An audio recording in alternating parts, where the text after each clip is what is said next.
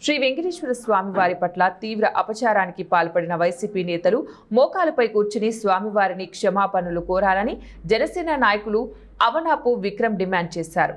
ప్రఖ్యాత వైష్ణవ పుణ్యక్షేత్రం రామతీర్థంలో తిరుమల లడ్డు తయారీలో వైకాపా హయాంలో రసాయనాలు కలిసిన నెయ్యి వాడటాన్ని ఖండిస్తూ జనసేన శ్రేణులు ప్రత్యేక పూజలు నిర్వహించారు. ధర్మో రక్షిత రక్షితః, జై గోవింద, జై శ్రీరామ్ అంటూ నినాదాలు చేసుకుంటూ రామతీర్థ క్షేత్రం చుట్టూ ప్రదక్షిణలు చేసిన అనంతరం అవనాపు విక్రమ్ నేతృత్వంలో రామస్వామి సన్నిధికి చేరుకున్న జనసేన శ్రేణులు లక్ష్మణ సమేత శ్రీ సీతారామరావారిని దర్శించుకుని ప్రత్యేక పూజలు కూడా చేశారు. దైవ అపచారానికి పాల్పడిన వారికి తగిన శిక్ష విధించాలంటూ స్వామివారి సన్నిధిలో 101 కొబ్బరికాయలు కొట్టి మొక్కులు తీర్చుకున్నారు. అనంతరం మీడియాతో మాట్లాడుతూ హిందూ ధర్మంపై జరుగుతున్న దాడిని జనసేన పార్టీ అధ్యక్షులు ఉప ముఖ్యమంత్రి కొణిదెల పవన్ కళ్యాణ్ సనాతన ధర్మ పరిరక్షణకు ముందుండి పోరాడుతున్నారని అన్నారు. శ్రీరాముడికి ఉడత సహాయం వలె సనాతన ధర్మం కోసం పనిచేస్తున్న పవన్ కళ్యాణ్కి హిందువులందరూ కూడా అండగా నిలబడి అన్యాయం జరిగినప్పుడు ప్రశ్నించాలని పిలుపునిచ్చారు. తిరుమల పవిత్రతను, హిందువుల మనోభావాలను దెబ్బతీసేందుకే లడ్డు ప్రసాదంలో వైకాపా నేతలు కావాలని కల్తీ నెయ్యి వినియోగించారని అన్నారు. ఇందుకు సిట్ రిపోర్టు తాత్కారణంగా నిలుస్తోందని పేర్కొన్నారు.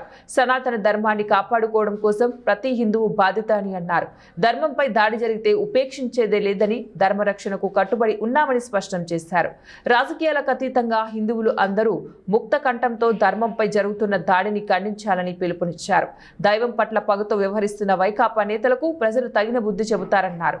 జనసేన నాయకురాలు డాక్టర్ అవనాపు భావన మాట్లాడుతూ వైసీపీ పార్టీ ధర్మాన్ని తప్పి పవిత్ర లడ్డు ప్రసాదాన్ని అపవిత్రం చేసిందని, ఇందుకు బాధ్యులైన ప్రతి ఒక్కరిపై చర్యలు తప్పవని, భగవంతునితో ఆటలాడిన వారికి శిక్ష తప్పదని అన్నారు. గతంలో చేసిన మంత్రి అలాగే అంతర్వేది రథం కాలిపోతే కొత్త రథం చేయిస్తామని అంటారు. ఇంకా ఘోరమైన విషయం ఏంటంటే పరకామని చోరీ జరిగితే అది ఒక చిన్న దొంగతనం అని సాక్షాత్ అప్పటి ముఖ్యమంత్రి, ఈరోజు మాజీ ముఖ్యమంత్రి గారు అన్నాం. నిజంగా దౌర్భాగ్యం అని మేము అందరం తెలియజేసుకుంటున్నాం. ఎంతోమంది మొక్కులు చెల్లించుకొని సంవత్సరాల పాటు ముడుపులు కట్టుకొని ఆ గోవిందుడి దగ్గరికి నడుచుకొని వెళ్ళి ఆ ముడుపులను తీర్చుకుంటే వాటిల్ని చోరీ చేస్తే అది మీకు చిన్న దొంగతనమా? దీన్ని మీరు సెటిల్మెంట్ చేస్తారా? అంటే ఎంత హిందుత్వం మీద ఎంత దాడి జరుగుతున్నదని మీ అందరూ అబ్జర్వ్ చేయండి. ఇలాంటి దాడిని ఖండించడానికే భగవంతుడు మా జనసేనాని పవన్ కళ్యాణ్ గారి రూపంలో వచ్చాడు కిందకి. ఈ ధర్మాన్ని, జరుగుతున్న ఈ అధర్మాన్ని ఖండించడానికి మా పవన్ కళ్యాణ్ గారు ముందున్నారు. మేము ఏ కులాన్ని, ఏ మతాన్ని కానీ కించపరచడం కోసం మేము చేయట్లేదు ఈ కార్యక్రమం. మా నాయకుడు చేయట్లేదు ఈ కార్యక్రమం. సనాతన ధర్మం జోలికి ఎవరొచ్చినా వాళ్ళ సంగతి మాత్రం తెలుస్తాం. అది మాత్రం మేము ఏ విధంగా వదలమని మా నాయకుడు పవన్ కళ్యాణ్ గారు చెప్పడం జరిగింది. ఖచ్చితంగా మేము మనస్ఫూర్తిగా చెప్తున్నాం, ఇది కేవలం హిందూ ధర్మాన్ని కాపాడడం కోసం తప్ప ఏ రాజకీయాలు చేయడానికో, ఏ రాజకీయ లబ్ధి పొందడానికో, ఏ ఓటు బ్యాంక్ రాజకీయం చేయడానికో మేము ఈ కార్యక్రమం చేయడం లేదు. మా హిందూ ధర్మాన్ని కాపాడుకోవడం మా బాధ్యత. ప్రతి హిందూ ఒక బాధ్యత, హిందూ ధర్మాన్ని కాపాడుకోవడం. దాన్ని మీరందరూ గమనించి, ముఖ్యంగా యువకులు, మహిళలు అందరూ కూడా గమనించి, మనం భక్తితో ప్రార్థిస్తే సరిపోదు. మన ధర్మం మీదకి వచ్చినప్పుడు మనం తిరగబడాల్సిన టైం కూడా వస్తుంది. దాని గురించి మాట్లాడాల్సిన సందర్భం కూడా వస్తుంది. దాన్ని మనందరం ఖండించాలి. ఒక పవన్ కళ్యాణ్ గారు చేసి, అలాగే జన సైనికులకు, వీర మహిళలకు, సనాతన పరిరక్షణకై చేసిన ప్రతి ఒక్కరికి కూడా నమస్కారాలు తెలియజేసుకున్నాను. ఓం నమో వెంకటేశాయ. గత ప్రభుత్వ హయాంలో, అనగా వైఎస్ఆర్ కాంగ్రెస్ పార్టీ వాళ్ళ హయాంలో మనం ఎంతో పవిత్రంగా భావించే తిరుమల తిరుపతి దేవస్థానంలోని నెయ్యి కల్తీ జరగటం అనేది ఎంతో బాధాకరం.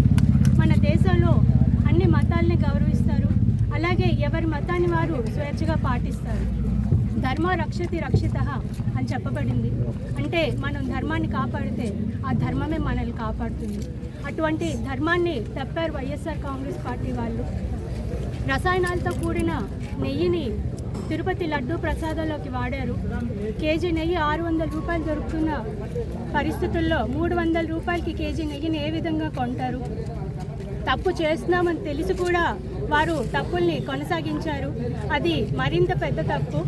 వారి టెన్యూర్లో మొత్తం అన్ని సంవత్సరాలు కూడా అడల్టరేటెడ్ ఘీతో తయారు చేసినటువంటి లడ్డు ప్రసాదాలనే భక్తులకు వితరణ చేశారు.